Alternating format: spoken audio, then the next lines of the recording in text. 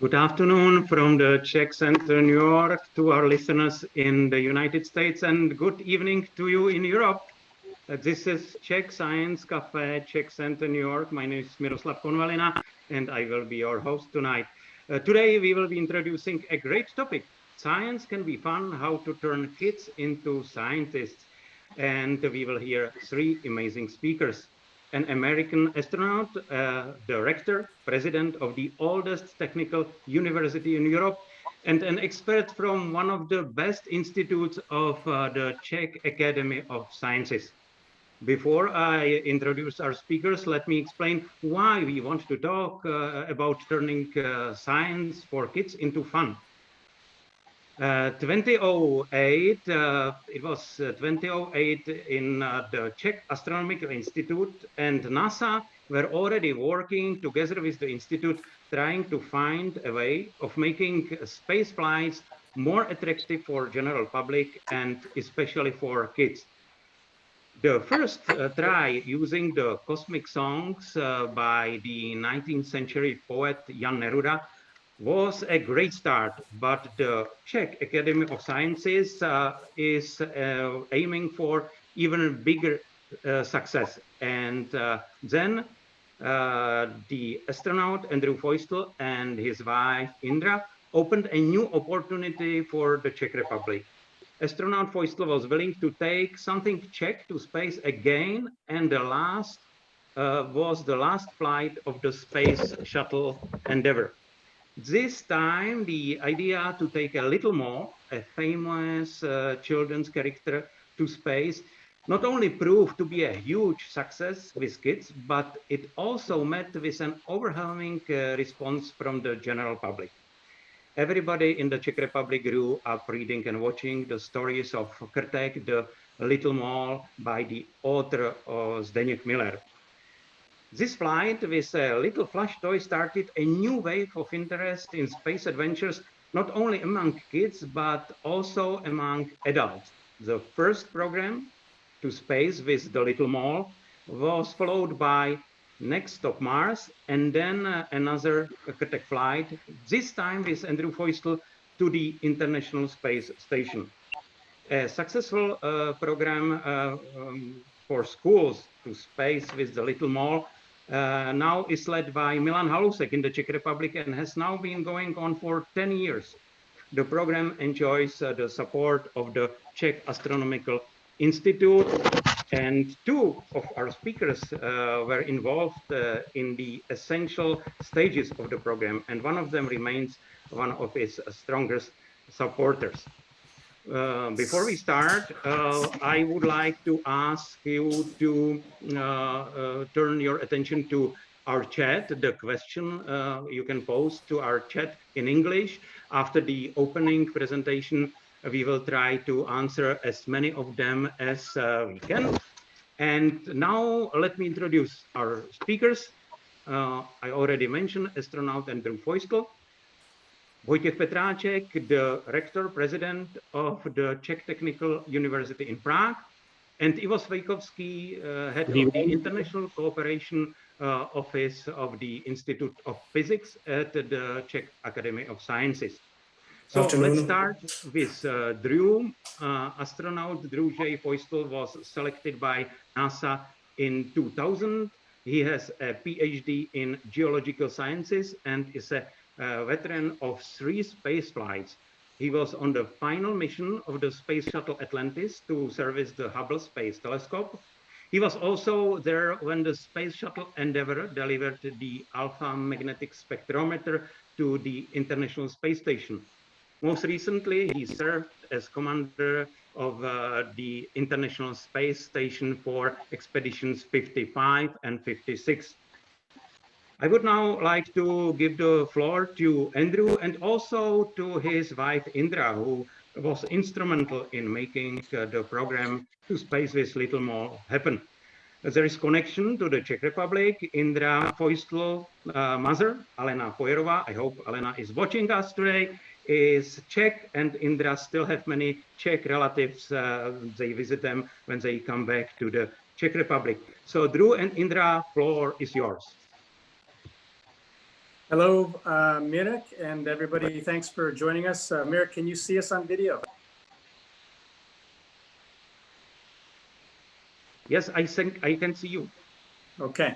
It's great to see you all today, and we're happy to be here joining everybody for this presentation.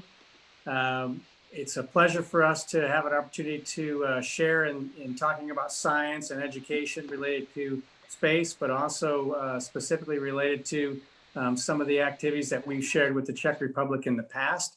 And I want to introduce my wife, Indra, who is really the reason that we're here today, because we have a Czech connection through her mother, Elena Poirova, originally from Znojmo and growing up in Brno. So Indra, please join us. Hello, everyone. Dobrý den, dobrý večer. So I'm Andrew Feustel, and I have a Bachelor of Science in Psychology and a Master's of Science in Speech-Language Pathology. And in my career as a speech-language pathologist, I've been very fortunate to be able to help people that have neurological disorders. So Parkinson's disease and Alzheimer's, dementia, stroke, and brain injuries. And so I love science, and science is everywhere. And so my love of science, I think, began at a very early age. My father, Vijay, is a chemist, and I learned all about fire retardants. And so I think the key to keep the fire burning for students is for the teachers and professors to make science fun and interesting and very salient, and you know, just highlighting how it applies to their everyday lives and how important it is to understand science in respect to our past and how it's helping us in our day-to-day and our present, and then for us to be ready for the future. And it's for the betterment of humankind that we understand the science around us.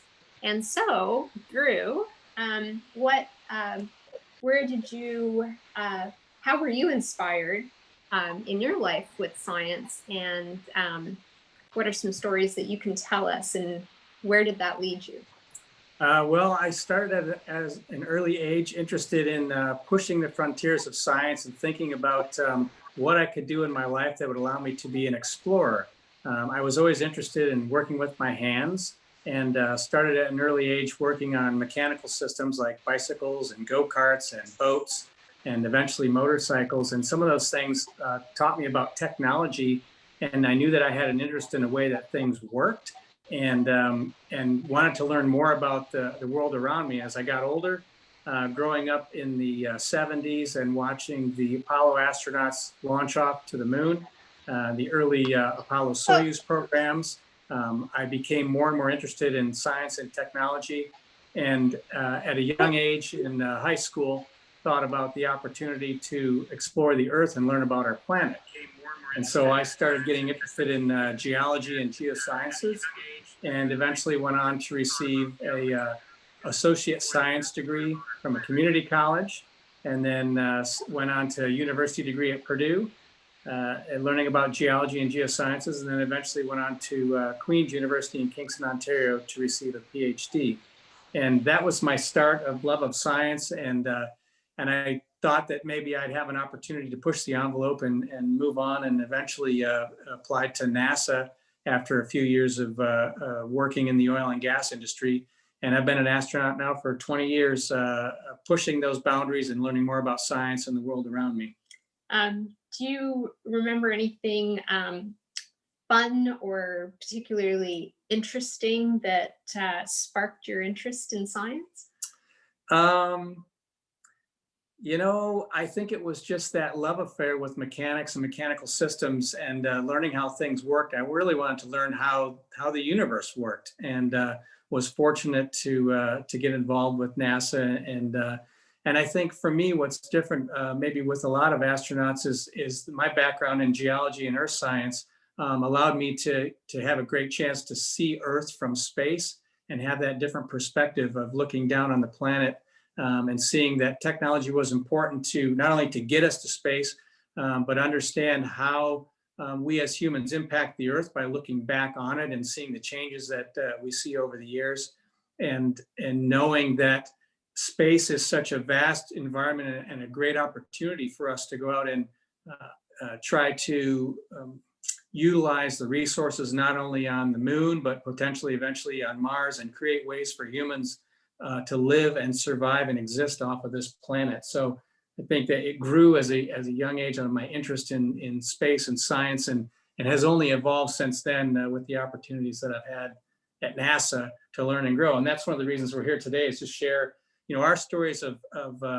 our lives and our careers and what inspired us. And we hope that children and people around the world will be inspired by the work that we've had opportunities to do. We talked a little bit about our relationship and contact with the Czech Republic. It started in, of course, 2008, and then with the flight in 2009 to repair the Hubble Space Telescope. That was the first time the Jan Neruda Book of Cosmic Songs flew to space.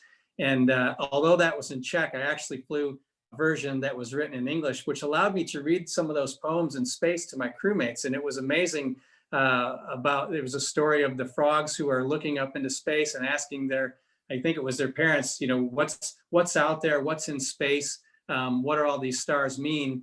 And the moral of the story was, yes, there are frogs there too, or there's other things out there to explore and learn things to learn about in science, and that's why it's so important. In 2011, we thought again to include the Czech people in the journey to space, to try to motivate kids around the planet and in that country regarding science and technology. And so the character Krtkem, the mole, was flown into space on STS-134 and spent the increment there with us the 2 weeks. And Merrick's holding up Krtkem now, if you can see his video. And that was really just a great opportunity for us to bring the Czech people along and bring a character along, which we later learned means more than just was special to more than just people of the Czech Republic, but actually all of Europe.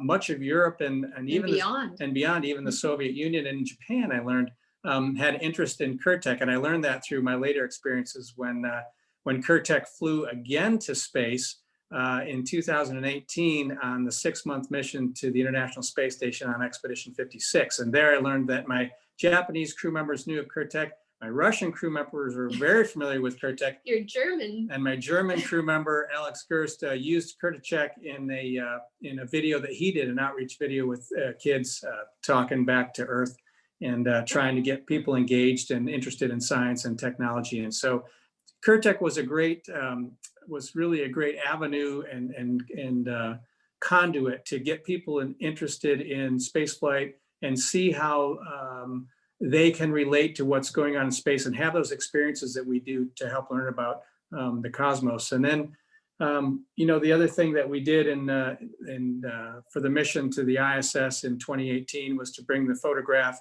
of Petr Ginz, who was the Czech child born of a Jewish father, I believe it was, and who lived in Prague and eventually was transported to Terezín and died at an early age at Auschwitz. And to us, that was an opportunity to again include the Czech people in this journey and to complete the mission of Alain Ramon, who tried to also take that imagery to space and unfortunately never returned with that back when we lost Columbia in 2003. So in all of these ways, the intent was to really be inclusive of not only the world, but in particular the Czech nation, because of our relationships there with the family and our friends in the nation, to try to be inclusive and allow folks to be engaged in science and technology and the future of humans. And in what I believe is our greatest opportunity to continue to strive and thrive as a species is to have the ability to live and work off of this planet Earth. And what we're doing at NASA is just the beginning. We're working very hard to enable the technologies, along with the cooperation of our international partners, to reestablish a presence on the moon And eventually the goal is to attempt to live and work on the surface of Mars. So we hope to get there in the near future. Absolutely. So what was super special for myself was that when Krteček was chosen, we just didn't realize how, like, just all the stars would align, right? We had the character, and when he's in his little rocket, he tries to make it to space, but he doesn't actually all the way get there, does he? He gets into maybe lower Earth orbit. And so it was just quite beautiful to see that that later he was able to make it to space with Drew. And I just thought that was just so beautiful that we could also then meet up with Zdeněk Miller and just everything full circle. And that was just really special for us as well. And yeah. So we hope that folks who are listening today will take the opportunity to think of some questions to ask for us. I know that our talk is a little bit unique compared to the other speakers in that we don't have as much technical content related to education and outreach within the Czech Republic, but we hope that based on our previous activities, our historical activities in the Czech Republic, that we've had a great opportunity to engage with the nation and allow people in different parts of the country to be exposed to science and technology that might not have otherwise had those opportunities, and that this will elicit questions and interest in their minds to allow them to think about what they can do in the future, the opportunities that they themselves have to participate. And it may not be in space, may not be in science technology, but to realize that if people set their sights and their goals high and dream big, as long as they stay focused and understand that it's important to follow the things that you enjoy, because those are the things that you're good at, that will allow them to find fulfillment in their careers and their work. And with luck, maybe some of those people will be able to venture off into space even farther than we ever have. Just one thing to keep in mind, that even if you're taking a science class, if you're a student and it might not be the absolute strength and you think, I don't need science, I'm going to be an athlete, or I want to focus on the arts. Like I said before, science is everywhere. When I'm playing tennis with Drew, I'm very cognizant of my angles and my trajectory, and right. So it's only going to make you a better athlete if you understand the science. And then painting, right? Think about all the mediums and the textures and the chemical reactions between the solvents and the paints. So it's everywhere, and hopefully everybody will just will love it as much as we do. Thank you very much, Drew and Indra, and stay with us, please, because it's so exciting. Just last week, we had an opportunity to talk to kids all around the country, and we realized there were positive reactions, not only from kids of all ages, but I got the responses when somebody told me I already have teenagers. I said, okay, maybe its program is not good for you. He said, no, I'm again in the age of Krtek and I want to hear Andrew. And the thing is that Drew taught us a lesson that he's positive. He always asked, oh, this is a great question. Great. I'm glad you are asking the question. And so I think the kids are motivated and they are proud if they were able to pose the question and got the right answer. So I think it's the great example, and let's put it to the bigger perspective, and let's invite our second guest, and let's turn to Ivo Svejkovský, who was working at the Academy of Sciences at the time when around 2011 to the space with the little mole was being born. Dr. Ivo Svejkovský is a motivating and collaborative leader with a highly successful record of accomplishments in science and research policy, media and public relations, project management, and strategic consulting for researchers and research management at the national and also international level. So Ivo, now floor is yours. Thank you very much, Mirek, for introduction. Good afternoon, good evening to everybody, or whatever time you have right now. I have prepared a presentation for you, and right now I'm going to start sharing my screen with you. So just a few seconds, please.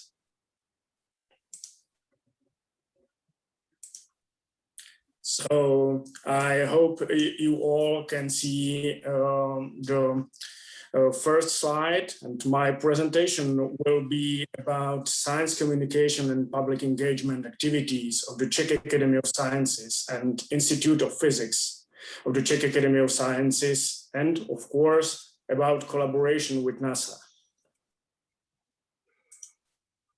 Let me, at the very start of my presentation, present the greetings from the Czech Academy of Sciences, namely Professor Eva Zajímalová, who began her second term as the chairwoman of the Czech Academy of Sciences, and Dr. Kateřina Sobotková, the director of the Division of External Relations of the Czech Academy of Sciences.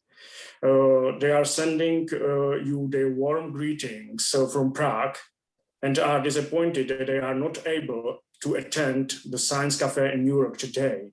Nevertheless, they asked me to greet all of you, especially Andrew Feustel and his lovely wife Indra, and wish you not only every success on your exciting event, but also a very pleasant evening. The science popularization and promotional activities of the Academy of Sciences of the Czech Republic are implemented by the Division of the External Relations, which has had a long-term reputation and strong position as a leader in the field of popularization. Let me now briefly present the most significant projects that are organized and implemented by the whole team of above-mentioned division. Some of them are the flagships, aimed mainly at building a good name as well as reaching a high level of importance and credibility of the Czech Academy of Sciences. You can see Professor Eva Zajímalová on the left side of the picture together with Drew and Indra. And I would like to talk a little bit about Czech Academy of Sciences. Its vision is top research in the public interest. And the mission of the Czech Academy of Sciences is top research focused on problems and challenges of contemporary society. Topics such as energetic future of the Czech Republic, health of its citizens, artificial intelligence, or quality of public policies present complex areas of problems whose solutions require a wide interdisciplinary research, both basic and applied. The Academy of Sciences is a complex of 54 public research institutions, and there is employed more over 8,000 researchers. And the Institute of Physics of the Czech Academy of Sciences is one of the Czech Republic's most successful research institutions. And the international scientific teams work to push the boundaries of knowledge along 6 main research directions in physics, especially elementary particle physics, condensed matter physics, solid state physics, optics, plasma physics, and laser physics. And the inspirational environment at FZU provides top basic, applied, and interdisciplinary research and training for students as well. And let's continue with Andrew Feustel's tours in the Czech Republic connected with the Czech Academy of Sciences. Andrew Feustel first visited the Czech Republic in 2009 after his flight in the Space Shuttle Atlantis to the Hubble Space Telescope, where his personal astronaut's package included the book Cosmic Songs, already mentioned by Drew and Indra, and written by the Czech writer Jan Neruda. it was in the Czech Republic that he learned he would go to space for the second time. It was in 2011. And at the invitation of the Czech Academy of Sciences, American astronaut Drew and his wife Indra visited the Czech Republic again. It was in April 2019. And Andrew participated in several events organized especially for students and general public. And the Czech Academy organized a great lecture tour with the title, A Story of the Astronaut, which took place in 4 towns in the Czech Republic. Several important universities and non-academic institutions took part in it as well. And during the tour, Andrew shared his story with the public audience. He took part in several press conferences and met representatives of universities as well as towns. And already mentioned, one of the most important moments of the visit of Andrew and his wife was returning a copy of the drawing Moon Landscape by a Jewish boy, Peter Gaines, to the director of Terezin Memorial. Andrew took this picture to the International Space Station in 2018. And the tour, A Story of the Astronaut, was very popular with the public audience as well as schools, and was thoroughly covered by the Czech media. And here you can see Dr. Kateřina Sobotková, director of the Division of External Relations of the Czech Academy of Sciences, together with Andrew Feustel. And I would like to mention also the very start of the tours in the Czech Republic. It was in 2009, and it was again aimed at children and the general public, and enjoyed enormous success. You can see on the photos the full rooms and planetariums with people enthusiastic in science and research. And now I would like to introduce just briefly the main science communication and public engagement activities of the Czech Academy of Sciences. So the first one is Week of Science and Technology. The Week of Science and Technology is the biggest science festival in the Czech Republic. And this festival opens the doors of all institutes of the Academy of Sciences, so the public can experience on their own how science and technology work. The festival offers lectures by leading Czech scientists, panel discussions, workshops, excursions, exhibitions, science show, and many other events.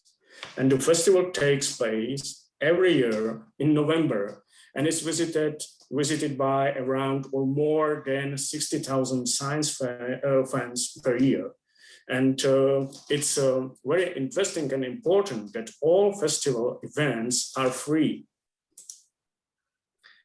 Other science activity is Undistorted Science. This is an animated series created by the Czech Academy of Sciences, offers children, teachers, and adults an extraordinary look into the world of science. Short educational videos show current topics and interesting scientific phenomena. And every year we prepare a new series focused on new interesting topics from natural and technical science and humanities. And the most popular episodes were about bees, how the internet works, vaccination, or how our immunity works. And the Czech Academy of Sciences streams this series online on YouTube. And the animated series, which now has 50 episodes, is accompanied by an engaging commentary, which is also full of wit and live lessons. Here you can see YouTube viewership report with, let's say, enormously increasing numbers annually. In total, it is 6.5 million views. The next activity is a science fair. The science fair is the biggest popular educational event in the Czech Republic, which is organized annually by the Czech Academy of Sciences. And every year, scientific institutions, private companies and universities present themselves at the science fair. Interactive expositions are reminiscent or improvised laboratories where the exhibitors present their special exhibits, experiments, and organize workshops. And the science fair is always accompanied by a varied program of lectures, workshops, and educational videos. Here you can see the attendance at the science fair and number of 30,000 visitors in 2019. And the next one is the open science. Its internships for talented high school students have been organized by the Czech Academy of Sciences since 2005. Since then, more than 2,000 high school students have participated in this program. And scientists from the Czech Academy of Sciences offer students the opportunity to be part of scientific research while still at high school. And we open internship spots for more than 100 students every year. And high school students get the unique opportunity to learn how to conduct scientific research. And here you can see that in total, there were over 6,000 applications for internships for high school students. And the number of applications is annually increasing. Now, I would like to talk just very briefly about my institute, Institute of Physics of the Czech Academy of Sciences, and its science communication activities.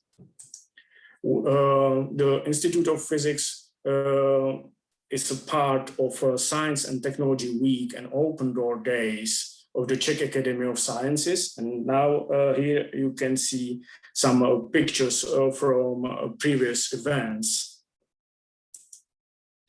Over 1,000 visitors attended the Open Door Days of the Institute of Physics in November 2019. And the visitors had a unique opportunity to participate in a huge variety of programs, visit laboratories or attend lectures on various physical research topics. And beside the tours and lectures, the Open Door Days tradition offered accompanying activities. For example, an electron microscopy workshop for primary and secondary school teachers, physical experiments for kids, a presentation of the FZU's research and series of virtual tours, and history tours. And as a part of Science and Technology Week, they run a program entitled Meet the Light. Now we came to the almost last slide of the presentation. I just chosen a selection of ongoing projects focused on the space sector. The first one is LISA Consortium, the preparation of space interferometer for gravitational wave detection, and the participation in the development of research equipment on board of satellite and the preparation of satellite flight hardware. I would like also to mention CEICO, the Central European Institute for Cosmology and Fundamental Physics, a new center within the Institute of Physics and the international research group focused on the interplay between cosmology, gravity, and string theory. The next one is Euclid, a satellite dedicated to the measurement of cosmological parameters of the universe. And there are many, many other topics. We don't have time for them. But I just mentioned the one ESA projects and fiber switch unit actuator and beam alignment mechanism. Well, we are at the end of my presentation, but not at the end of the event, of course. So I would like to give my special thanks to NASA and to Andrew Feustel for his cooperation and willingness to take part in the long-term cooperation with the Czech Academy of Sciences and public engagement activities. And I also would like to give many thanks to the Czech Center New York for organizing today's online discussion. And I do hope you enjoy this event today. And if you have any question, you can ask during this event or after. You can see my email contacts on the screen. And thank you very much. Thank you once again for your attention. And thank you. I give the speech and screen back to Mirek. Thank you very much once again. Thank you very much. We already have many reactions from people who participated in programs like Week of Science and summer science camps, and I am so happy that we are able to present the whole context, because there is not one program to space with the little more, but there is much more done in the recent years, and there is the creativity of the Academy of Sciences in popularization of the science. So thank you. Our third speaker is not connected to the programs that we have been talking about right now, to space with the little more, but he plays a key role in managing similar programs at the Czech Technical University. Vojtěch Petráček is the rector of our biggest technical university and oldest one in Europe. And he is himself a nuclear scientist and a teacher and researcher. So we are excited to hear from you, Vojtěch Petráček. Good evening, ladies and gentlemen. Good evening from Prague. Before I start presentation about what we do at the university, I would like to say a few words on my personal way to the science. I think it's all about inspiration, and as we will be speaking today about children and science, it is about inspiring young students and children to get into science, but on the way they have to meet many steps through maths and physics and all other topics, and they have to know that this is worth of.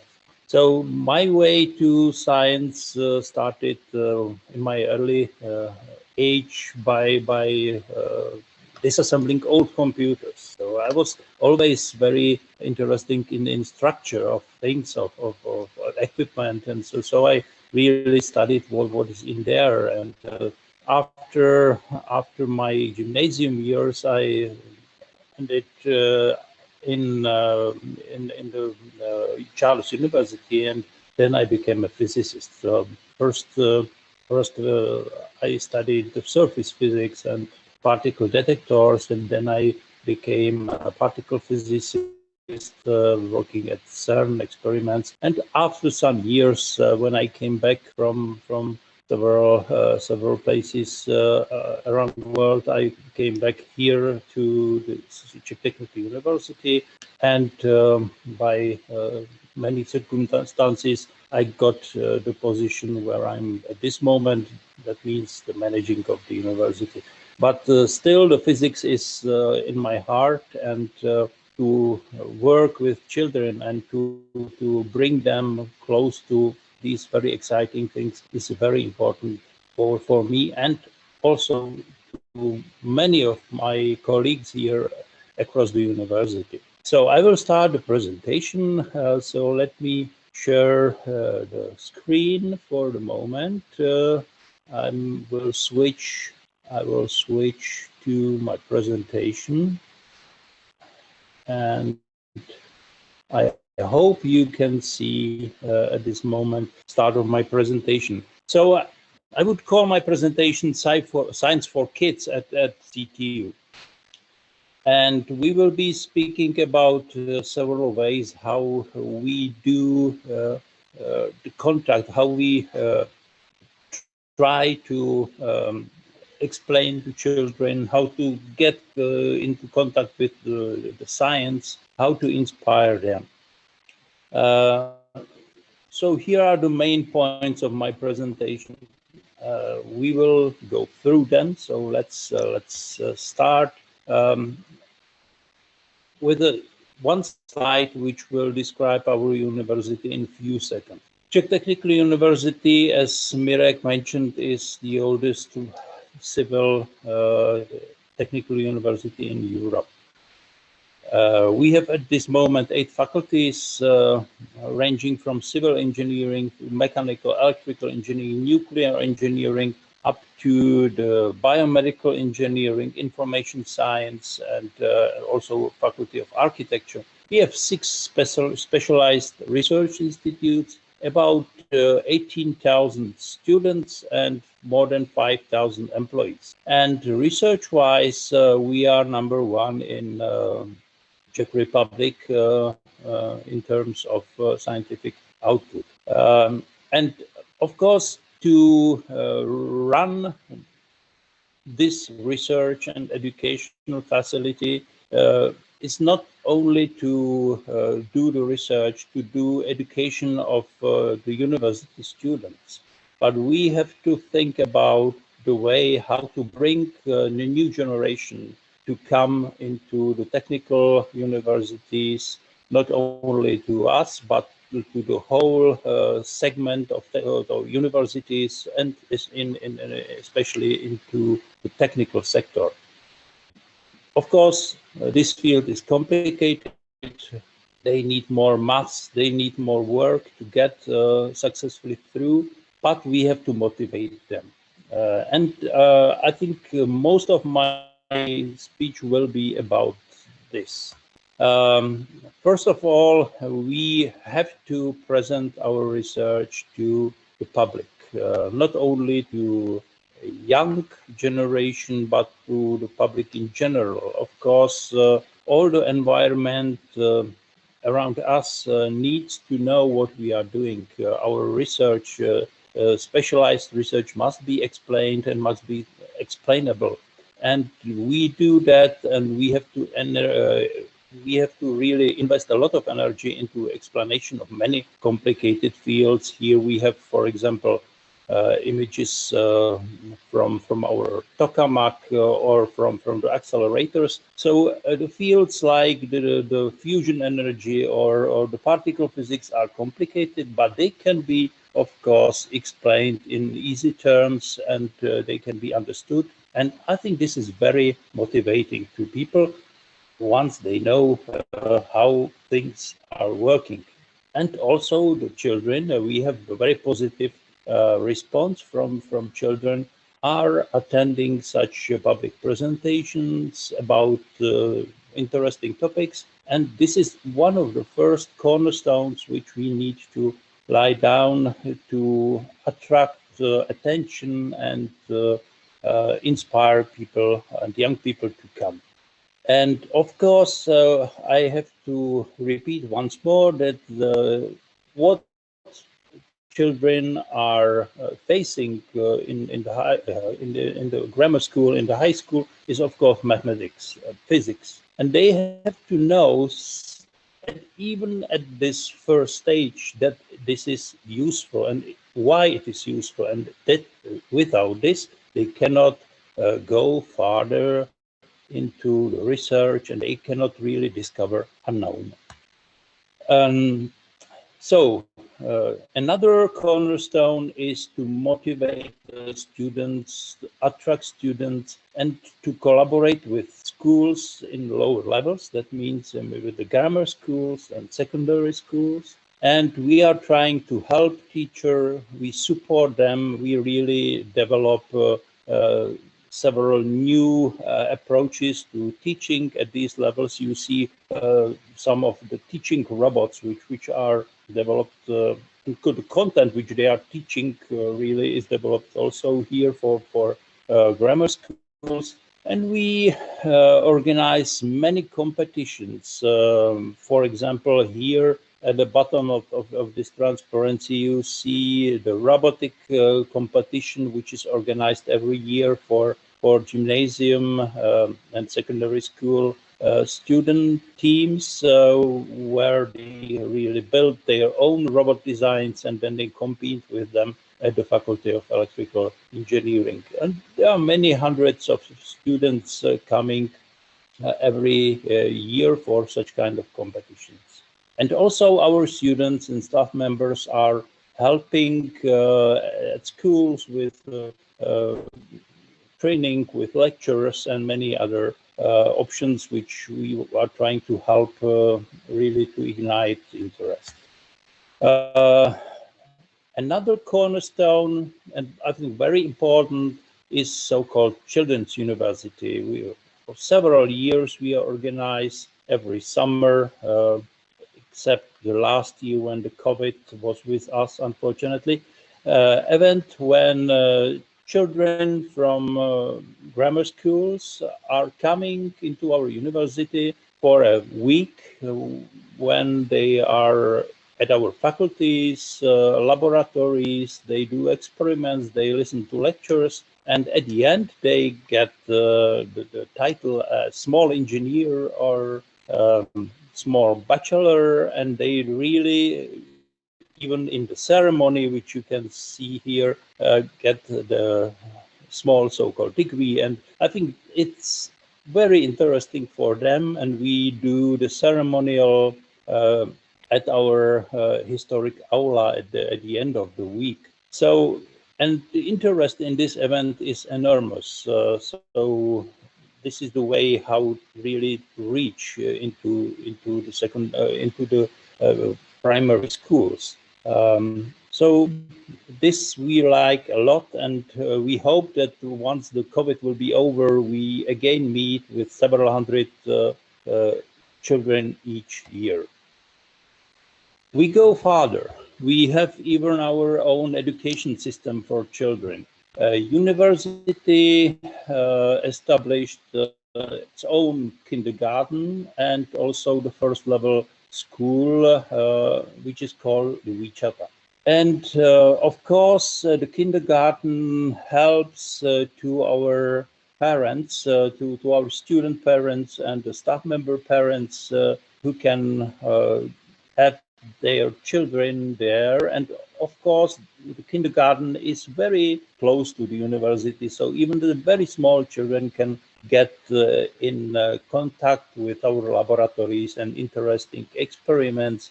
And the second level, the school, is concentrated on support of talented children. And as you see here on the examples, they are really very close to laboratories, to interesting teaching scenarios. They are in the small groups. So we hope that this is the modern way of education. Of course, university cannot work with the large numbers of children. We have our small school in just as a pilot project.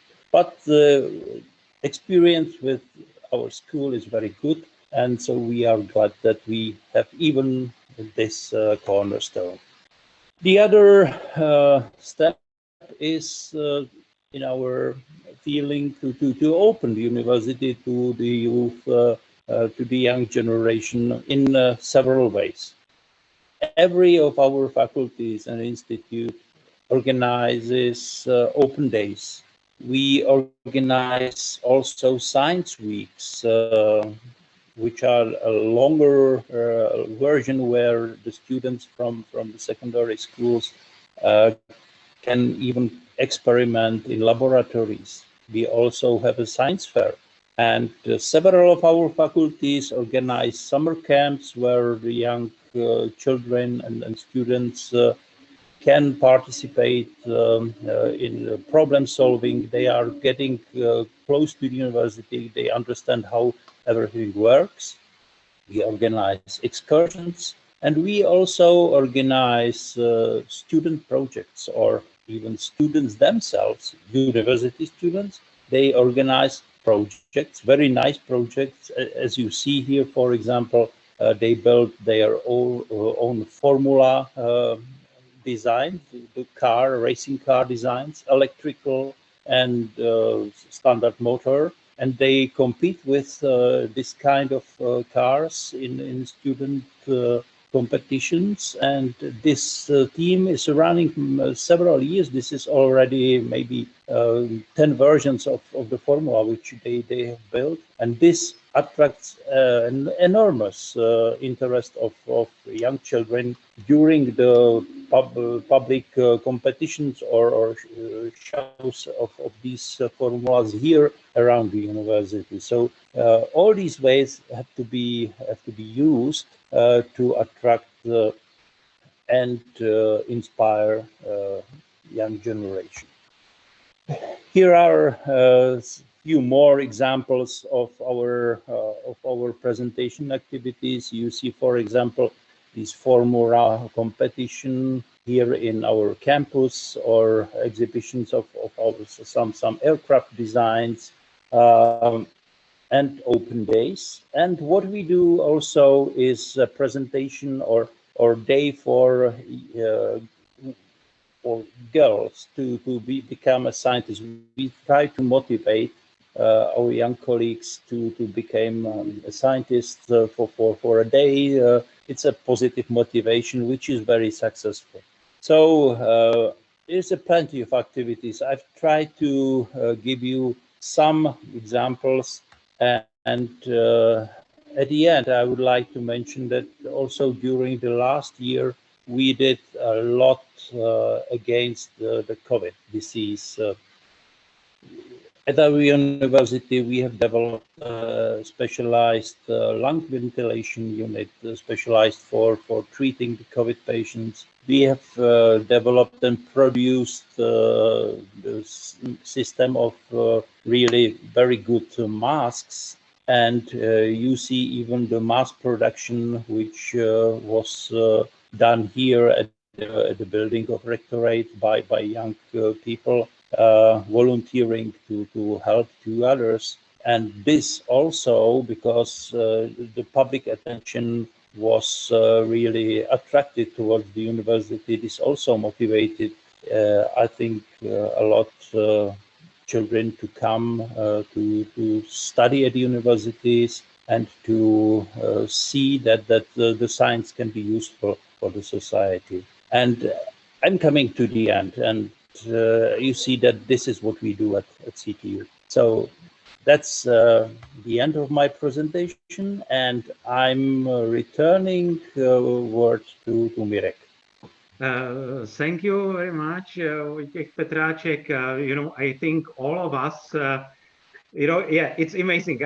I'm so happy that you clap, because I learned, how vast is the program is for everybody, from young children to, and all of us remember that there was the defining moment in our careers. And for somebody, it's visit of the athlete in school. For somebody, it was the musician or artist who visited the school at the right time. But for some people, it was somebody who said, yes, I have classes after school classes, and let's come and try. And I know that some of us tried like 5 or 6, and we realized that, oh, this is not the way. I will be not botanist, or I will not be zoologist, but maybe I will be interested in this and this. And then there is probably, and maybe it would be my question for all of you. The first question is, what is your experience is the defining age when it is more effective to talk to kids, and when you can really influence their future careers? We can start with Drew, and then Ivo and Mr. Petráček. Thanks, Mirek, and thanks, Ivo and Vojtěch, for such a great presentation on insight into the science and the science program in the Czech Republic through the Czech science program, and also Vojtěch at CTU. Just amazing to see what kind of work's being done. And Mirek, to your question, I think what we've seen and is evidenced by the programs that Dr. Petráček talked about, that engaging kids when they're young is really important. And much of the work that we do as astronauts, when we give public addresses, many of the people in the audience, many of the folks attending are kids, and I've had at least a few personal occasions where people have come to me and spoke to me about a talk that they had seen 10 or 15 years ago that I presented that inspired them to become engaged in science and technology. And it's really, I think it's fascinating to realize that, you know, sometimes it's a cliche that we say, well, you know, you can do anything you want, and we can talk to kids young and they'll become scientists. They really do. And it's really a true thing. And I've seen it with my own eyes. So I think the sooner we do that, the better. And it's amazing to see what's happening at CTU, starting their own kindergarten program that allows, you know, these kids to be engaged with such advanced, not only concepts of science, but also access to laboratories and mentors in their field that can help them grow, and then to have opportunities with the Czech Academy of Sciences to help nurture that as those students become professionals in their careers or have completed their education, where they can go and work and apply those teachings, is really fantastic. Just a quick thing I'd like to add as well. Just, I think if you are passionate in what you're doing, it rubs off on people, and sometimes we don't even realize who, you know, with one little thing that you're saying to someone in the hallway, that can be the seed. I know I've played tennis with my friend's daughter for years. We would just play tennis, and I would talk to her about what I do. And lo and behold, she became a speech language pathologist. And I know a few others that have become speech language pathologists. So you just never know who it is that you're going to spark that interest with your passion. So the same question for Ivo. Thank you, Mirek. It's quite a difficult question. What is the right age? But I was thinking about your question just a few minutes, and I think that very starting point is family. It's from my point of view, as also as a father, it's about communication with child. As a parents and grandparents, we must and should listen to kids and ask them the questions, and of course, and it is the most important, to answer all their questions, even though they are often very, very difficult, as everybody knows. So from my point of view, it's the best way to start in a family, and then to help children to connect with the right people. I mean, to motivate them and lead them to some ways in which they are interested. For example, if the kid is interested in space, I would like to try find some videos or some events specialized in space research, especially, for example, events with Andrew or other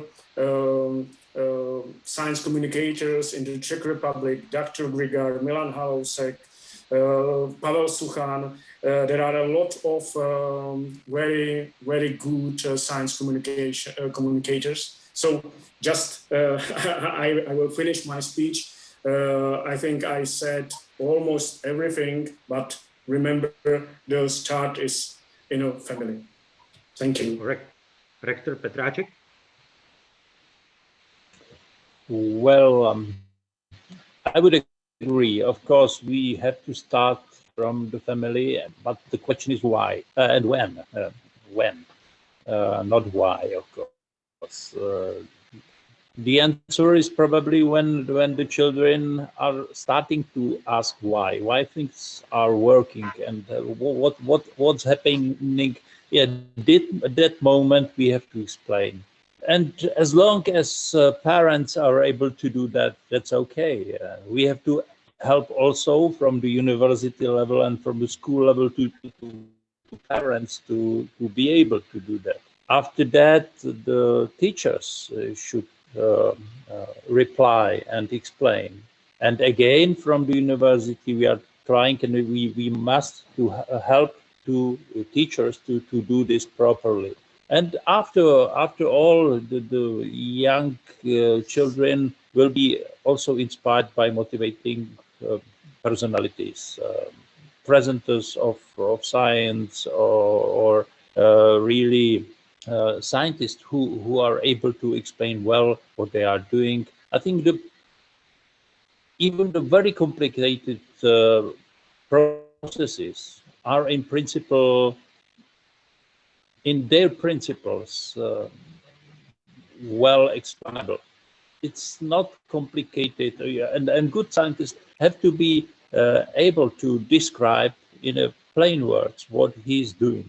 And this is very important, because this can be understood by children, and they will know why to do all this complicated work up to the point when they will be able to contribute to the science. For example, Richard Feynman, very well-known physicist, and his lectures in physics, really, even the complicated quantum physics, was explained in a way that everyone can understand, without complicated maths, and the principles are easy to explain when they are explained by a really qualified speaker. And I think this is the way how to proceed. We should start as early as we see that children are asking why the things are working in that way or that way. And this is maybe the answer. I also want to add that the Czech Republic has one of the biggest network of libraries, and we were traveling around the country with one of the popularizator Milan Halousek already mentioned, and we spoke to kids in the morning, and during the lunch hour, I just before the next lecture, I walk around the city, and during the program there were kids, and there were also kids from the Vietnamese minority. And the Vietnamese minority, some parents doesn't speak Czech enough. So I walk around the square and I was trying to buy some food. And now I listen the voice of a kid in the very back of the store. I couldn't understand what he's talking about, but with the gestures, I understood that he was explaining to the whole family, you know, what just happened in the library. So I was almost crying because it was so emotional, you know. And so this is it, that you know. And this is my next question. I know, Drew, that the kids are always asking, you know, how astronauts eat in space, how they go to the restroom, and you know, if they are homesick or something like that. But you know, what you do that you don't waste your limited time with kids, that you deliver also the other message than the obvious answers. Is there some recipe for that? No, Marek, I don't really have a recipe for it. I think it's from years of having those conversations. After 20 years, every question is unique and different. And I think what I've recognized is that no matter what question is asked by a youth or an adult, it's important for me to give, you know, the best answer that I can based on the knowledge that I have, and be truthful about the answer, and give them the scientific facts that I have. And if I don't have those facts, to refer them to somebody that does. And I've just found that that's the best way to, you know, address and answer questions and try to excite kids is just, you know, stay with the message that they want to hear, and feed them what I have factually to keep their interest engaged. Yeah, sometimes kids know too much, you know, that even if you are not precise, they know the answer, and they say, no, Drew, precisely it's 10 minutes and 55 seconds and 5 milliseconds. So I realized that some kids are very knowledgeable, and they are preparing for these lectures also. You know, they have the list of questions. So, but I know that maybe our fellow speakers will also have questions to each other. So I definitely know that Ivo has one. Thank you, Marek. I have one question on Drew. Drew, you have already experience regarding public engagement from the US and the Czech Republic. And will you please compare the approaches in the US and in the Czech Republic focused on science communication aimed at children? My special question is, could you recommend something to the Czech Republic as best practice from the US and vice versa? What should we improve in the Czech Republic? And for example, if maybe could the US learn from the Czech Republic experience? Yeah, that's a good question. And I would say that I'm by no means the authority on be able to discuss the comparison between the two nations. I see that NASA makes great efforts to do outreach and try to explain what we're doing in the world of science. I also see with some of the universities that I'm familiar with great attempts to engage students in the local areas around those universities to try to encourage them to consider university degrees, if not at that school, but somewhere else. And I think what I'm encouraged by is seeing what Dr. Petráček was mentioning with the university starting its own kindergarten. I think that's really important, and that offers an opportunity for gifted students, and all students really, to find ways to understand what they're good at and what they enjoy, and to realize that maybe they know more about science or want to know more about science than they've ever thought about before. So I think I really don't have a great answer for you, Ivo, to say that the Czech Republic could do something better or the US could do something better. What I have seen is that in general, in the United States, I think sometimes we miss the opportunities to engage our students in science and technology. So a lot of students are left behind, even though we have, in terms of population, many more students attending university. I think per capita in Europe, there are many more students attending university than what we see in the US. And part of that is probably due to the costs of university in the United States compared to some of the subsidized costs for people to attend university throughout Europe. And that, as much as we don't want to admit it, those types of programs, those social systems encourage people to go on to advanced degrees and pursue careers in science and technology that we may not be accommodating here in the United States. And I'd like to see more of that here, but we really are not quite there yet with the way our government is structured, which is different from a lot of the European Union. And I want to say that I am so impressed with both of your presentations, and just from our experience with the engagement and your programming, it's phenomenal. It really is phenomenal. And maybe some of the teachers and educators could glean some of the things that you're doing. It's impressive. Thank you very much, Drew and Indra. Thank you. Thank you. Thank you. So, Vojtěch? Well, maybe I would like to have a specific question on Andrew. If I remember correctly, you were flying with the alpha spectrometer to ISS, isn't it? So how it was performing? Because I spent many years running the CERN experiments underground. You were flying with similar things on board of ISS. So I would like to know your experience with running and operating the spectrometer on the orbit.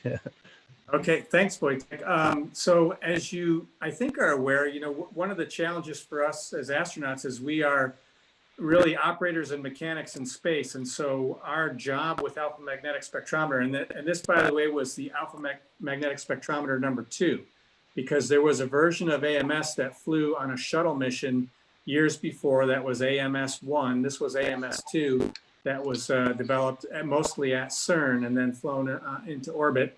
And our job was to really remove it from the space shuttle payload bay and install it on ISS.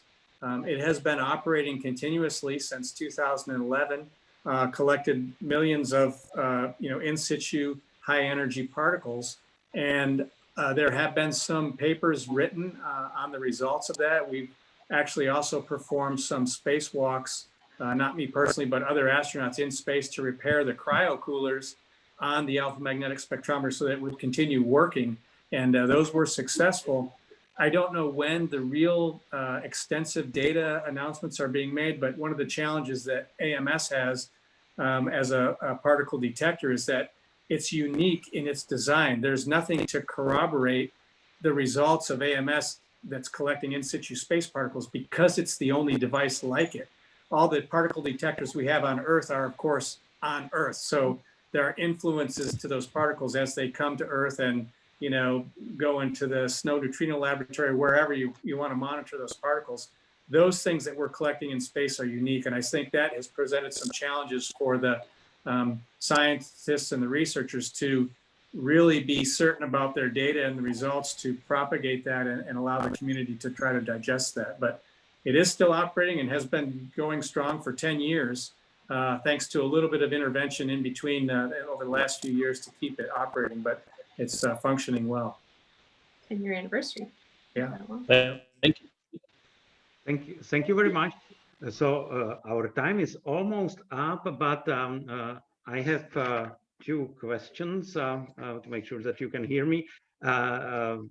We would like to know, you know, what you are currently, what kind of program you are currently working on, Drew, and also there is a question maybe for both of you, what next Czech you would like to bring to the universe. Somebody asked Mr. Hrkal if we want to bring bottle of beer or Jaroslav Ježek Bugatti step music or Švejk, Hašek. So, but be careful because whatever you say, it will be headlines of the tomorrow's media. So, Yeah, the most expected question. I'd like to go. Very diplomatic.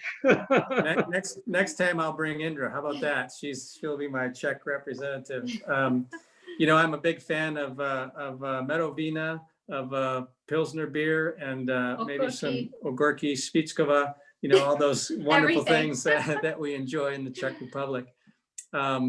With respect to our current project, so I'm currently serving as the Deputy Chief of the Astronaut Office, and that work involves helping to manage our astronaut corps, maintain the supply of trained and prepared astronauts to fly into space. And our focus right now is on commercial crew missions related to the private companies, Boeing and SpaceX, who are providing space capsules for us to launch from the United States, specifically Florida, up to the International Space Station.